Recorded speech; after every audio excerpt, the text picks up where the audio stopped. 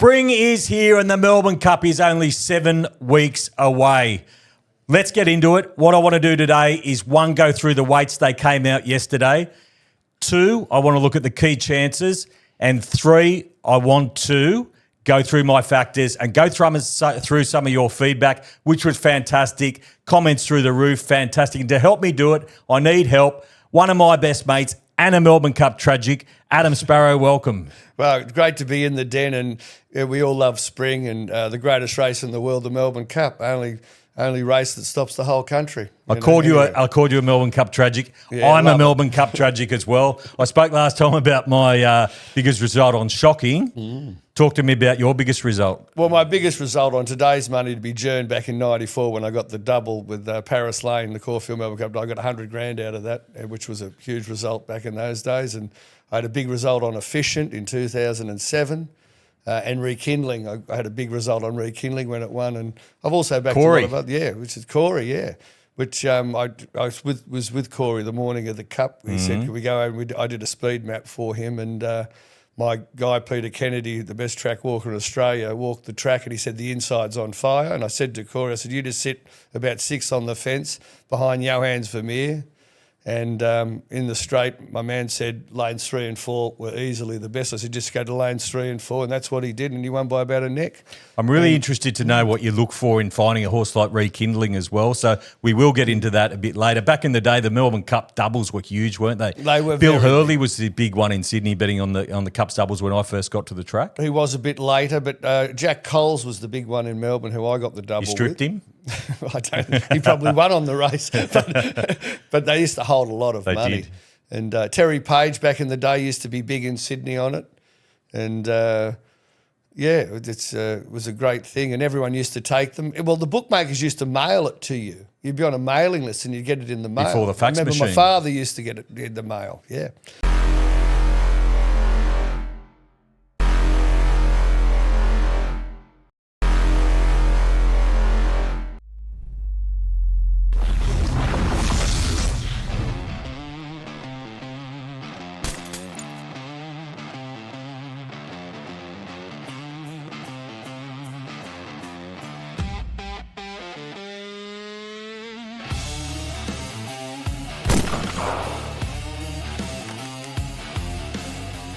Rightio, let's stop reminiscing. Let's get into it and let's look at the weights for the 2025 Melbourne Cup.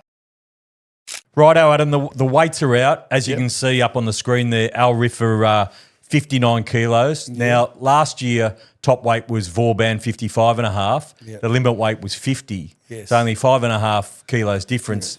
This year, Al Riffa, 59. Bottom weight, 51. 8 kilos difference. What is it? How important, firstly, are weights to you in a cup? Well, they're very important because, as we all know, anyone that knows anything about racing, the further a race is, the more the weight comes into it. Mightn't matter much over 1,000 or 1,200 weight, but when you're getting up to 1.5 miles or 2 miles, as the Cup is, it really kicks in. Do you pen horses? Would you pen a horse because it's not well weighted in your opinion? Well, I couldn't possibly. Just because I copped a fair bit of backlash in the comments because one of my things was weight. I'm not saying I'm going to pen them completely, but I do mark horses down. Do you pen them completely, or are they negatives in your eye? Well, you'd have to. You'd have to go back. I don't know whether the last horse to carry 59 kilos in a cup, who it was. Kingston Town carried 59 and got beat ahead, and arguably should have won. It's a lot of weight, though, isn't it? It's a lot of weight. Well, Mackay Badeva carried 58 to win her third. And I've said on one of our shows before, she was probably well weighted that day, considering she'd won the 2 previous. And she only had 58 because she was a mare. But 59 kilos, it's a hard thing to do. And I don't think I could back Al Riffa. So Sir Delius gets in at 55.5, pretty well weighted, would you think? That's a winning weight, 55.5. A lot of horses have carried 55.5. I think Protection has carried 56.5. 55.5 is quite, So the average weight, I talked about the average weight in episode 1. Last year was 51.7 from memory. I think this year's going to be probably a couple of kilos higher than that, maybe about 53.5. Well, I'd be looking at horses around that sort of weight. The carrying. The horses that I'm looking at the moment are down in those weights. So you look at Buckaroo, for example, it's Yes. got 57. Yes. It's going up 2.5 kilos from last year. Gee, Yep. I couldn't have it last year, so I certainly can't have it this year with 57. The winner, Knight's Choice, goes 51.5 up to 55. Yeah, well, Knight's Choice had the most beautiful run, ridden to perfection. Like if it can win this year, I'll be very surprised. You're stopping I everything. think the race just fell into place for it last year, and it had a winning weight last year. That's why it won. Vauban goes up 1. Goes up 1. Not too bad. Not too bad, and I think with Gay Waterhouse training it, it'll have a bit more speed in its legs, trained to the Australian conditions a bit more, because it seemed to be very dour, Vauban, the last couple of years, and maybe Gay can spark it up a bit and get it going better. So, as I said, 57.5 was carried by Gold Trip and 56.5 by Protectionist. Vauban might be able to carry 56.5. Via Sistina not running, I would think 59, but we won't even talk about Via. Down the bottom of the weights, there's 4 that are qualified, all with 52 or less. So Deacon 52, Parchment Party 52, Revelare 51, and Basilina 51 as well, down on the limit weight as well. Yeah. So, as I said, 8 kilos different. It's big, isn't it? It is big. The one out of those I could entertain is Revelare. Deacon, it's an import. He's got a great trainer, Stokes. I'd probably lean toward Revelare in front of Deacon myself. Well, let's move on from the weights and talk about the key chances that most of them have run already. Let's talk about the ones that we do know. So we'll start with the favourite, Riffa, 59 kilos, as we just discussed. Let's have a look at the replay of the St Ledger. Talk me through this, Adam. The Irish St Ledger, good lead-up race? Well, it has been a good lead-up race. Rekindling came through it. Back in the day, Vintage Crop came through it, no doubt. And this horse shows a good turn of foot.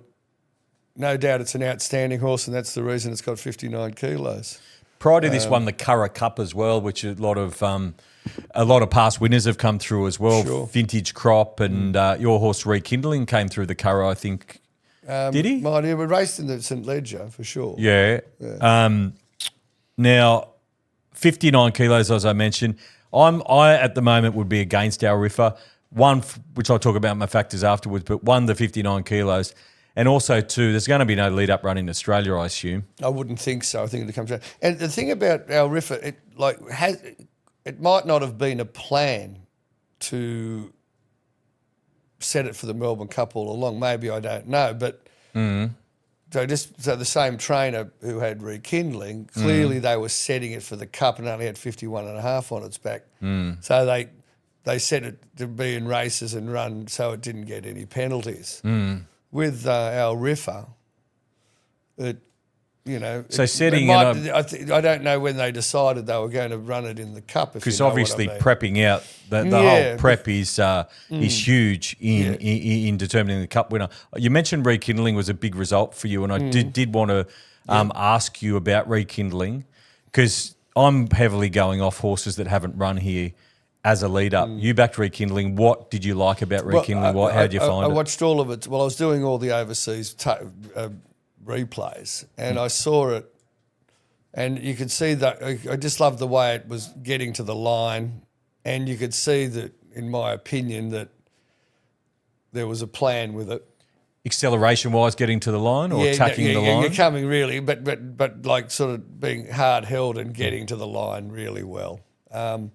And then, of course, the weight factor. You're not saying they were pulling it up, were you, going into the cut? Maybe it wasn't fit enough. It was sort of. I think it was was their plan to do that with it and keep it down in the weights. That's interesting that you're thinking that Riffa isn't sort of on that path and maybe hasn't been planned out. Yeah, it might be a bit of an afterthought, but very elegant was an afterthought too. So. Yeah, true. I did my ass on that one. And I forgot. I forgot she was in the race because they didn't make the decision. I don't think until the Saturday or whatever. That's right. Yeah. Riffa, I'm against at the moment. I'm not going to hold you to anything, and I can change my mind as well, with or against. I couldn't possibly back it at that price. Well, that's good because we've got another one who's going to be favourite. It's going to be well backed. He's about $7 now.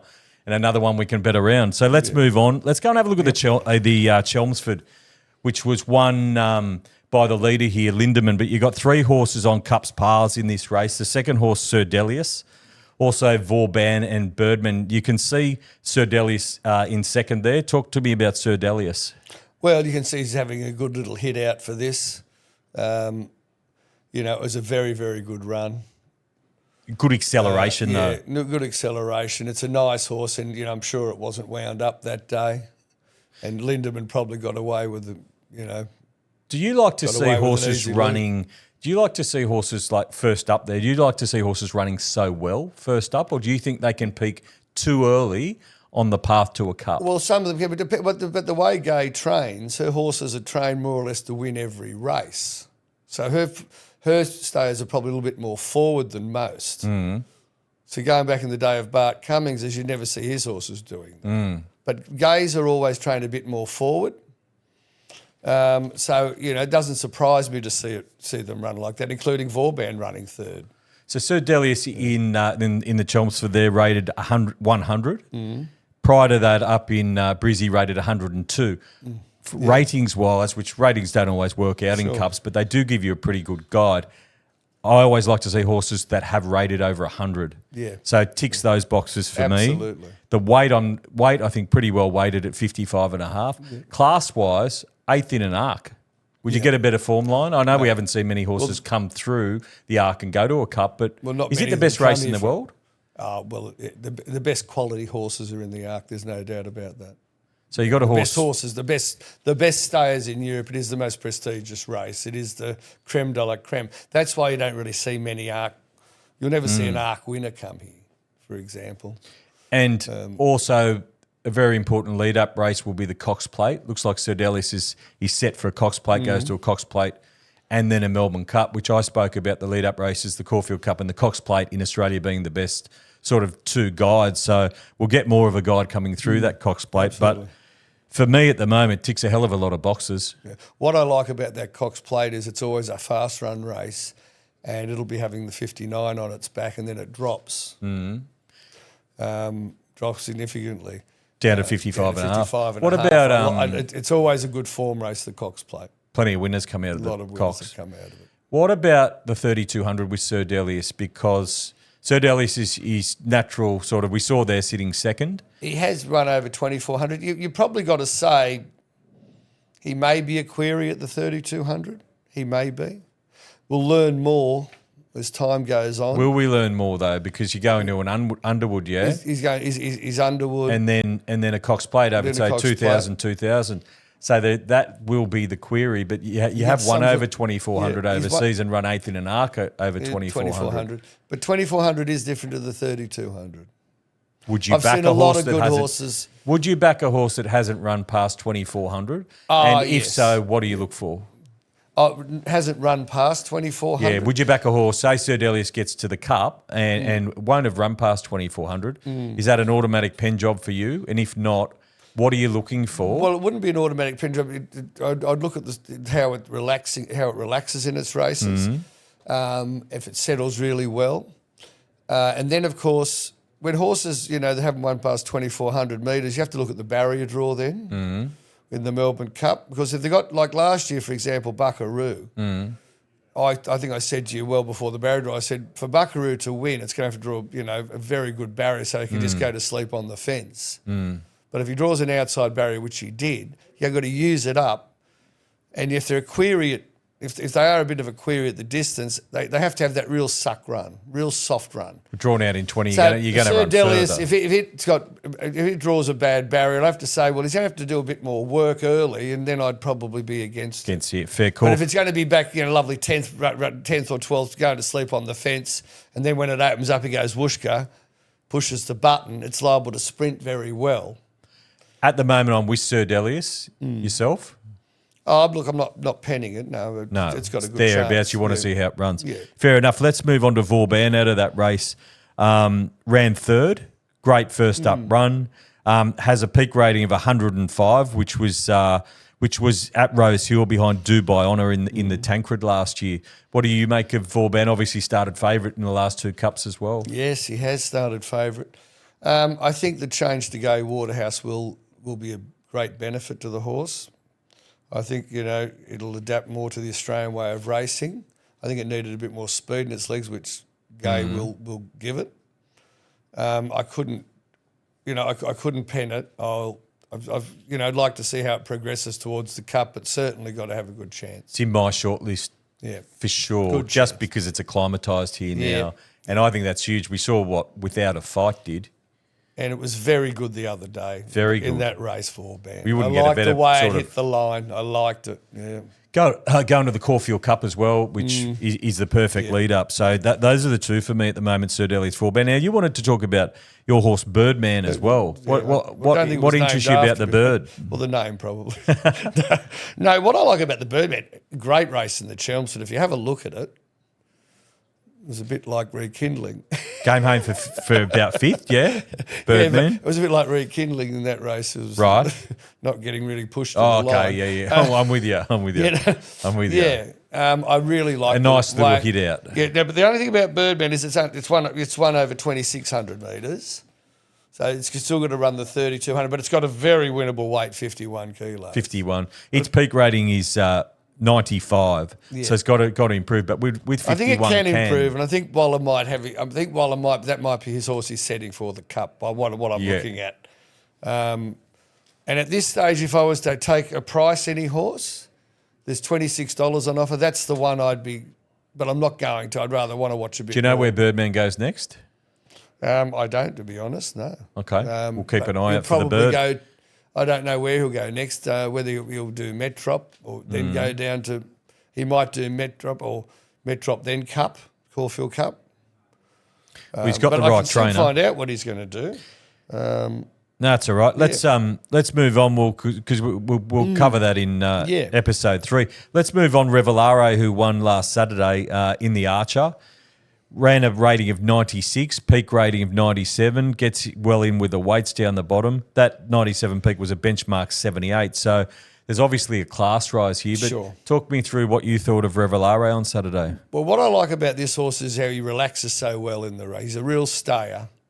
He's only got the 51.5 on his back. And he seems to me like he'll just keep improving. And Acceleration-wise, what do you make acceleration-wise? Well, he has got acceleration, this horse. He's a nice acceleration in these sort of races. It might be different having acceleration against the better horses, but I like him as a horse, and he's a real Flemington horse.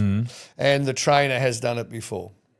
He's got to improve a lot, though. He's probably got to improve sort of two to three lengths. He does, but I'm getting the impression from the horse he's going to keep improving. It gives me that impression, this horse. He'll get better and better. Let's take a little look at Buckaroo, and I find this, you mentioned Buckaroo earlier, but I find Buckaroo a really interesting horse from last year. Let's just go to the tape and have a look at the Memsey, where he runs third behind Treasure the Moment, but which is looks like a great Cup trial. Ran a great race last year in the Caulfield Cup and came home as well, and everyone was very gung-ho about Buckaroo, but you weren't, and you weren't because of the distance, Well, he was always going to be he never won past he still hasn't won past 1,800 metres.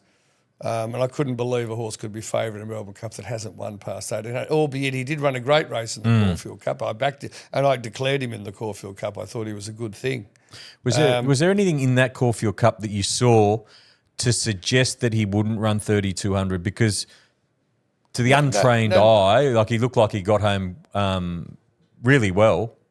Or was it just the fact he hadn't been there? He hadn't been there, but also he was a type of horse I thought just need to have a soft run and then, sprint well. And the barrier. You mentioned the barrier. Well, that was with the barrier. That's why I said, as I said to you, I think about a few weeks before, he needs to have a really soft draw to win the Melbourne Cup. Otherwise, he won't be. And then when he got 20, I said, he's got none. So I can't believe it was favourite. You pretty much don't like him this year. He's about $18, goes up 2.5 kilos in weight. I couldn't really back him at the moment. Not with the weight factor, no. No way, no. Yeah.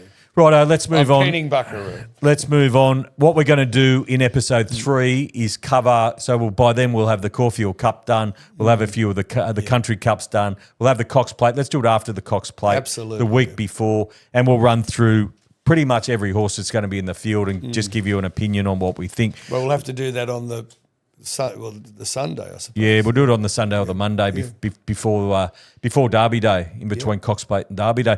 Let's move on and talk about the factors that I spoke about in episode 1. Righto, let's get into these factors that I'm putting together to try and back the 2025 winner to win $1 million. You're going to have a crack when we're down there at the call of the card, Adam? Absolutely, do every year. Won't change this year. Do you change your limits? Because yeah, I know exactly. Do you change your limits? Because I've got two times when I just allow myself to go nuts. One's the Melbourne Cup and one's the NRL Grand Final. Do you allow yourself to go over what you'd normally do? I bet bigger on the Melbourne Cup, of course. I know, we're sick, aren't we? Yeah. We're sick. Well, I've won a lot of money on the Cup. I really have. I've won a fortune on it, really. I have. It's been a long way in front. A long way in front with the Melbourne Cup. I haven't had a big result since Shocking, so I'm due. Yeah. Anyway, let's get into these factors. Weight we've pretty much covered. Trainer, how important is trainer to you? Very, very important. You just have to look at the history of the race. You know, trainers that have done it before, they know what to do. They know how to get their horse at the optimum level on the day of the race. It's very, but look, like, for example, last year, Sheila Alaxon, that was the third. Well, she's trained 2 winners in her own name, but it was her third winner, really, because she part-trained it with her husband, Empire Rose, back in the day. So she really knew how to prepare a horse for the Melbourne Cup, and look what happened. If you had been going on trainers of past history, you're on last year's winner. Not that I could have had it, but, you know, because, of course, you know, I didn't think I could run the distance, but you look at that factor, and you look the year before without a fight, Friedman. Well, Anthony Friedman came up with his brother Lee when they all trained together. They trained many Cup winners. They followed the Bart Cummings formula with met like nearly 10,000 metres in their legs. That was their one.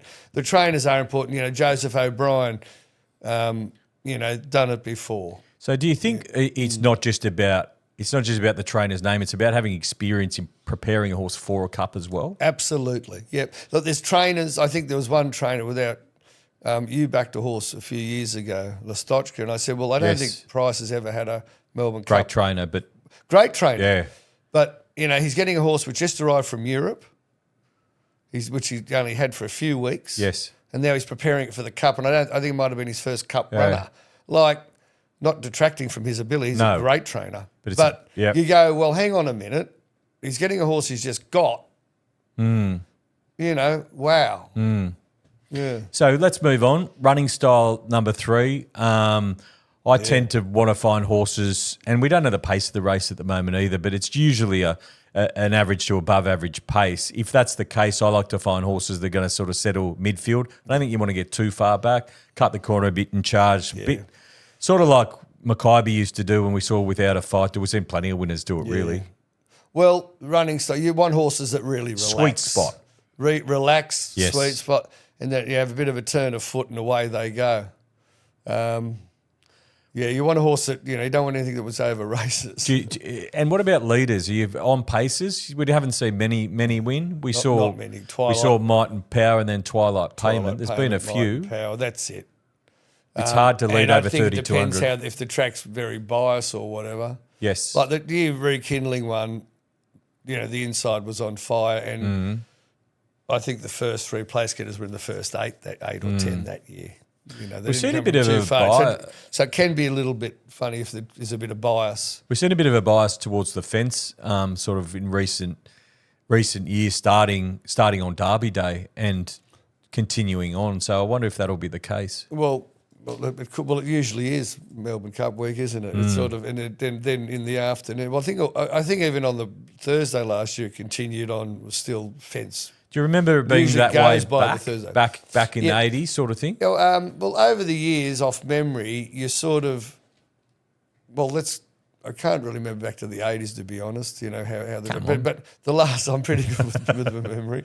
But say in the last 20 years, I've noticed. They prepare the tracks differently. Saturday and Tuesday, you want to be on pace. Yes. And then by about after the Cups run, they sort of tend to get out wide. Oaks That's Day. What's been happening. It didn't happen last year, but the previous Oaks Day, then all of a sudden they're coming right down the outside, which makes sense because a lot of traffic's gone on the track. And Let's go to sectionals, which is, I'm talking about sectionals acceleration really, and we spoke about that earlier with Sir Delius. Is there anything at the moment? Firstly, how important it seems to be more important nowadays that sprint than it used to be. Am I correct? They're probably a bit more dour back in the day. Yeah, I suppose, as I said, going back to the horse that relaxes, goes to sleep, and then has that good turn of foot bang, that is important, what they run the last And combined with in. weight as well is a beautiful combination. Yeah. If they've got good sectionals and a low weight, well, that's a good formula. Distance, obviously important. We spoke about it earlier and mentioned Buckaroo there as well. Vauban is one over 4,000 metres, yeah? That's a run over 4,000. Run over 4,000. It's one over 3,300 metres twice. Yes. So it's run over. It's won a few hurdle races as well. That's what I like about coming to Gay. She's probably training it more to our way of going. And she won over 2,000 metres that day at Rose Hill. So that tells me, it might be a bit of a different horse this time. Bit of a sneaky. Yeah. And would distance be your number one factor, do you think? Well, they've got to run the distance. I've seen a lot of great horses collapse with 150 to go. So you think. That loom up to win, and that last 150 gets them. Since I was a kid, I've seen a lot of very good racehorses just not run it out. And I haven't got any breeding information up there as well. Do you look at that as well? Yeah, I do look at the breeding. Yeah. 100%. It's very important. We'll add that in. We'll add that in as well. Yeah, breeding is important. As I said, I keep picking on Buckaroo. It's by Fastnet Rock. By Fastnet Rock, yeah. So that was another factor, It's been a great sire, Fastnet Rock, but I don't know about the 2 late miles fast, horses. Yeah. So that was another factor why you thought Buckaroo couldn't get the 3,200. You want to see some staying in it, yeah.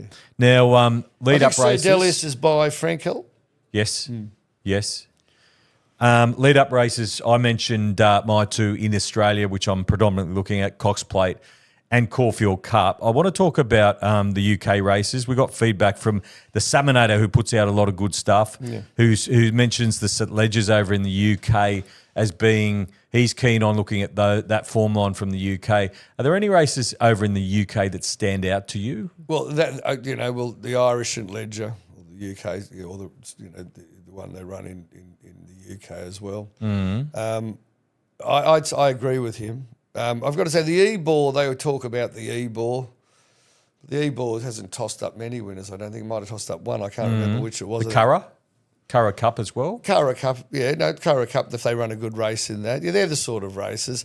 But it's more so, I don't think there's any great specific lead-up race from there. Yes. It's just how the horse is going and how the horse gets here, and if you like what you see in whatever race over there. I don't think there's any particular race. And here, apart from the two obvious, Caulfield and Cox, is there any Geelong Cup or a Bendigo? Do you like them, not like them, or you just take it on their merits as they are? The Geelong Cup, I suppose, if any. Well, last year the Bendigo Cup tossed up, which would never happen before. No. Geelong Cup, well, I will make this statement. I don't think the Geelong Cup's going to. The only winner it might toss up as a point of the Melbourne Cup is an overseas raider. Albeit come here and have one start going into. That's what I mean. But they haven't. The last one to do that was Dunedin. I backed a few horses. Dunedin did it, and Americane did it. And Media Puzzle did it. Media Puzzle, yeah, for sure. I backed a few horses that have come here recently, run big races, one big lead-up race, and then been flat for the Cup. I think that. What's your opinion on the one lead-up race? Is it too soon, or what's going on there? For some of them, it might be too soon. Yeah, overseas horses aren't. They're trained a little bit differently. They're not used to the quick backup like our horses are. They spread them out more in the UK. It's like, as I said, I've told you this one before, they can win first up over 3,200 in the UK the way they train them. So which is completely unheard of here. Because most of these horses that we're talking about, your Sir Delius, your Buckaroos, they're all overseas horses, but they're all come here now and been here for 12 months plus and acclimatised. Yeah, so that's a big plus for you? Well, I love their second or third preparation, yes. And I think it's the third preparation of Sir Delius, isn't it? Yeah. And the third preparation, I've written a few of these down here. There's a few having their third. Birdman's having his third preparation now. I think... So they can go to a new level. And you often get good odds about them as well because people just looking at the past form when maybe they weren't right. without a fight was having its second prep. Yes. And it came went here to a with new some level. very good form Yes. when it came here the first time. It is hard, but there again, if the trainer's got a history, like I don't have a problem with backing an O'Brien horse. The Joseph O'Brien and Aiden, I suppose they use the same formula, you'd imagine. I wouldn't have a problem with backing their horses. I wouldn't have a problem backing Appleby or Willie Haggis. These guys, but the more nondescript trainer from overseas, like I was on Smooth two of them last Operators. year. Yeah. One Smooth Operator, which Absurd? I did. I had a good win on it in the Geelong Cup when it won. Absurd. Absurd, but Absurd. I was on it last year in Smooth Operator as well. Yeah, but Absurd didn't race here. No, it Before didn't. the No, Cup. it didn't. The other it one didn't was either Sea time. King. Sea Yeah, that's King. the one I was Sea sorry. King, That's you the were one I right. was thinking of. Yeah. Sea King. Let's move on. Odds. Now, what I want to talk about odds, we had a bit of feedback from TB7667, who says, very good point, the strength of the race. He's saying if it's a strong race, winners will come from the top of the market. If it's not, roughies come into play. What's your opinion on the strength of the 2025 Melbourne Cup? Well, it's stronger than last year at this stage, looking at what's on offer. You've got horses coming out of an arc in Sir Delius And our Riffa. Yeah. It's probably stronger than last year, wouldn't It you say? is stronger than last year. There's no doubt about that. Definitely. And so it's a pretty strong cup, really. It's a Vauban pretty Observer classy backing cup. up from last year. You got the new kid on the block, Revelare. Birdman will be set. There's another horse called Middle Earth, who has won over 2,800 metres, I think, and it was good last in the autumn. And Ma trains it. I think that's another. The horse. one first start here. Yeah. Middle Earth. Yeah, that's another horse. I'd like to see how it comes along over the next few. So at the moment, I wouldn't be backing any horses, sort of, unless they ticked every single box for me. But I wouldn't be backing anything over 30-1. Can you see a roughie winning again, and not another result for the bookies? Surely not from what I can't see one under bigger than $26 at this stage. I know it's early. Birdman, as I said, I think it's got my attention Yes. at the price. But outside of it at the odds, I couldn't come up with anything else. There's some. Now, I want to add in a couple of factors. We mentioned I'm going to add in number 8, the breeding, but another one I want to add in, which we're going to have to wait for the day based on the feedback that I got, was the track condition. Obviously, I forgot about the track condition. Capperman and also David Nolan added that in. Capperman mentioned Sub-Zero as a real wet track. Are we on Sub-Zero? I was on Sub-Zero. Yeah, your man Greg Hall. Yeah, dear friend of mine, Greg Hall. Yeah, and the funny thing, we go down memory lane a lot. Greg and I, we talk about mahogany, and of course his favourite was probably mahogany. But Subby, he loved it. When Subby died, he was crying on the phone to me. He sent me a thing about Subby when it died. He said to me it wasn't a real wet tracker though. That's really? what he said. Yeah. Yeah, wow. He said don't worry. He said it wasn't like a real wet tracker, but he handled it well that day. And but being a grey horse, I think there's an old racing thing that where grey horses all like the wet. And exactly. And which isn't profitable. No, I'm sure it's not, but a lot of greys seem to win in the wet because it's the grey that handles the wet. Yeah. What about these UK horses coming out onto a sort of good track, and they water the tracks a bit nowadays? Yeah. But do you think is that a thing anymore, or they just water them down? Well, I think they used to jar up a lot of them. Yeah, but not nowadays. Well, they're not as fast as they used to be. You don't have fast tracks anymore. No, so they water them down to they water them down a good 3 or. Well, Dermot Wells started that in '94 when Jern won. He said, "If you don't water the track, I won't bring another horse." And they really wanted to bring the international horses. So track condition, we're really looking just on the day if in particular it's a really wet track.